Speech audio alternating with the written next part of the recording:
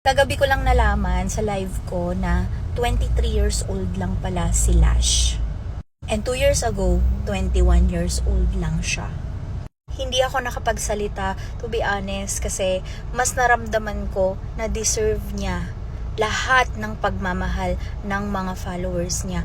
Ngayon ko naintindihan bakit may mga Lash apologies. Kasi somehow, somewhere, sometime, kagaya din tayo ni Lash noon.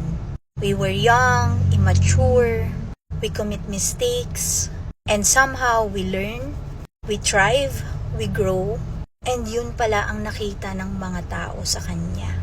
Kaya kahit na anong i-brought up ninyo ng mga issues, I am so happy and I'm very, very comfortable to accept all of that kahit magsama-sama pa lahat. Hindi ko pinagsisisihan na I defended and I call out yung mga taong gustong i-pour shame siya. Yung mga taong nilalang lang yung mga achievement niya. And dun ko din pala nalaman na siya yung nagpapaaral sa sarili niya at priority niya ang maging isang dentist. Pretty girls, supports. Pretty girls, thrive. Ang ganda, no? Ang ganda talaga. Kapag nahanap mo yung mga taong comfortable ka, maging sino ka.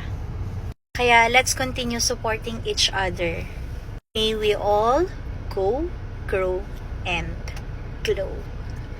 Nutrition month pa man din ngayon.